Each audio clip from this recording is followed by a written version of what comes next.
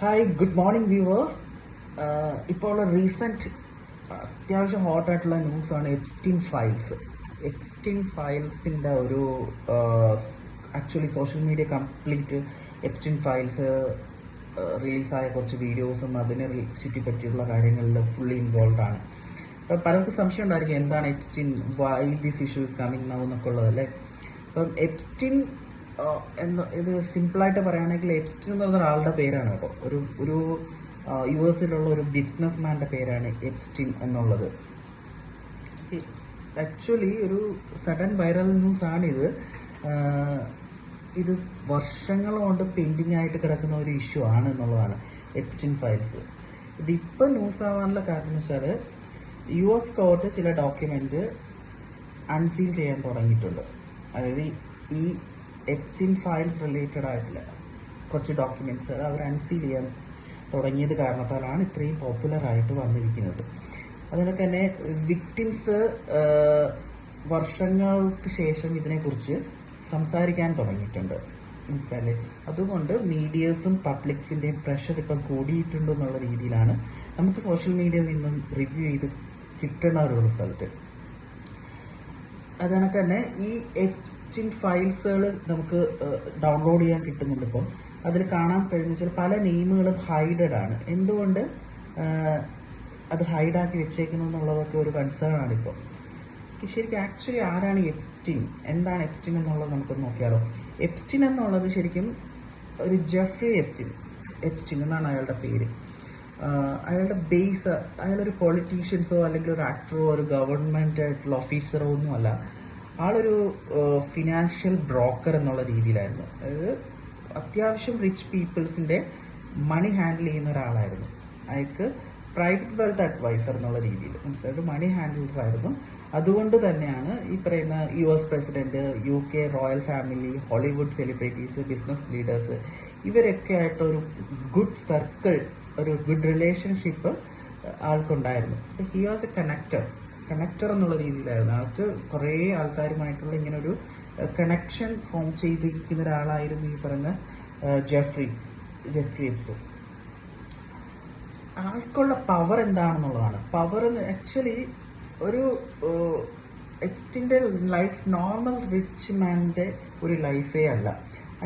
അവൻ ഉണ്ടായിരുന്നത് ശരിക്കും പറഞ്ഞാൽ എബോ റിച്ച് എന്നുള്ള റിച്ചിനുപരി എബോ മൾട്ടിപ്പിൾ ലക്ഷറി മാൻഷൻസ് ഉണ്ടായിരുന്നു പുള്ളിക്ക്. അതായത് ഇപ്പം ന്യൂയോർക്കിലായാലും ഫ്ലോറിഡയിലായാലും ആൾക്ക് മൾട്ടിപ്പിൾ ലക്ഷറി മാൻഷൻസ് ഉണ്ടായിരുന്നു. പ്രൈവറ്റ് ജെറ്റ് ഉണ്ടായിരുന്നു. പ്രൈവറ്റ് ആയിട്ട് ഒരു ഐലൻഡ് പുള്ളിക്ക് ഉണ്ടായിരുന്നു. അതിനൊക്കെ ഒരു ആർമഡ് സെക്യൂരിറ്റി ഉണ്ടായിരുന്നു. പൊളിറ്റിക്കൽസ് ലീഡേഴ്സിൻ്റെ ഒക്കെ പ്രൊട്ടക്ഷൻസ് ഈ പുള്ളിക്കാരനുണ്ടായിരുന്നു. പുള്ളിക്കാരനുള്ള ഒരു പ്രൈവറ്റ് ജെറ്റ് എന്നുള്ളത് ഒരു ലോലിറ്റ എക്സ്പ്രസ്, അങ്ങനെ ഒരു ജെറ്റ് അയാൾക്ക് സ്വന്തമായിട്ടുണ്ടായിരുന്നു. ഈ ജെറ്റിലാണ് ഈ പറയുന്ന ലീഡേഴ്സും കാര്യങ്ങളും ഒക്കെ ഈ പുള്ളിയുടെ ഐലൻഡ് എന്ന് പറഞ്ഞല്ലോ, ഐലൻഡിലേക്ക് എത്തിപ്പെട്ടിരിക്കുന്നത്. ഐലൻഡിന്റെ പേര് ശരിക്കും ലിറ്റിൽ സെയിന്റ് ജെയിംസ് ഐലൻഡ്. ഇപ്പൊ ഈ ലിറ്റിൽ സെയിന്റ് ജെയിംസ് ഐലൻഡിലാണ് അയാളുടെ പാർട്ടീസും കാര്യങ്ങളും ഒക്കെ കണ്ടക്ട് ചെയ്യുന്നത്. അപ്പൊ ഇവിടേക്ക് ഈ പറയുന്ന നമ്മുടെ സെലിബ്രിറ്റീസ് ആയാലും, നമ്മുടെ celebrities in the sense world വൈഡുള്ള അത്യാവശ്യം റിച്ച് ആയിട്ടുള്ള പൊളിറ്റീഷ്യൻസ് ആയാലും റോയൽ ഫാമിലീസിലുള്ളവരായിട്ടൊക്കെ വന്നു പോയിരിക്കുന്നു എന്നുള്ളതാണ് ഇപ്പം നമുക്ക് കിട്ടുന്ന. ഇതൊരു വെക്കേഷൻ ഐലൻഡോ അങ്ങനെയൊന്നും അല്ല. ആക്സസ് കൺട്രോൾ വളരെ സ്ട്രിക്റ്റ് ആയിട്ട് ഉള്ള ഒരു ഐലൻഡ് ആയിരുന്നു. അപ്പോൾ അതായത് ഡിസൈഡ് ആയിട്ടുള്ള കുറച്ച് ആൾക്കാർക്ക് മാത്രം അതിലേക്ക് പ്രവേശിക്കാം എന്നുള്ള രീതിയിലുള്ള ഒരു ഐലൻഡ് ആയിരുന്നു ഈ പറയുന്ന ലിറ്റിൽ സെയിന്റ് ജെയിംസ് ഐലൻഡ്. അവിടെ എത്തിപ്പെടുന്നതും ഈ ലോലിറ്റ എക്സ്പ്രസ്സിലൂടെയാണ് ഈ പറയുന്ന ഐലൻഡിലേക്ക് ആൾക്കാർ വന്നുകൊണ്ടിരുന്നത്. അപ്പം ഇപ്പം വന്നുകൊണ്ടിരിക്കുന്ന ക്രൈം എന്താണ്, അല്ലെങ്കിൽ അലിഗേഷൻസ് എന്താണെന്നുള്ളത്, എപ്സ്റ്റീന് നേരെ വന്നിരിക്കുന്ന ക്രൈം അലിഗേഷൻ എന്ന് വെച്ചാൽ ഈ അണ്ടർ ഏജ് ഗേൾസിന്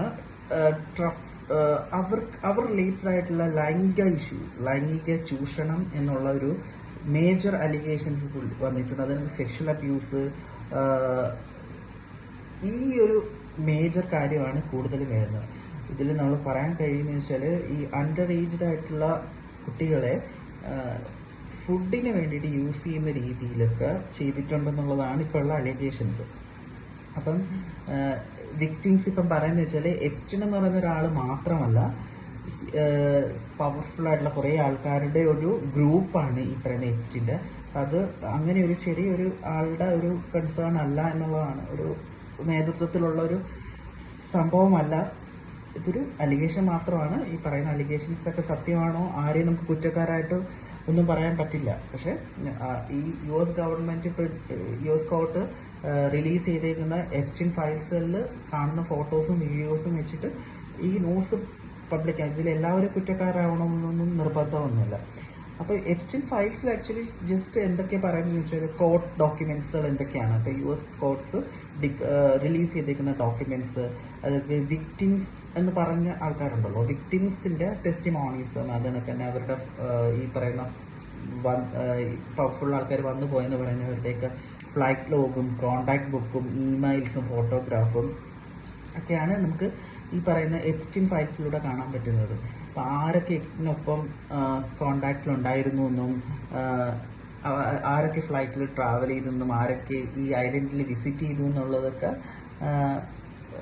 അറിയാൻ പറ്റും. ഇതിൽ many of names were sealed for years. കുറേ വർഷങ്ങളോട് ഈ സംഭവങ്ങളൊക്കെ ഓൾറെഡി സീൽഡ് ആണ്. ഇത്രയും ആൾക്കാർ ഇവിടെ വന്നു പോകുന്നുണ്ടായിരുന്നു.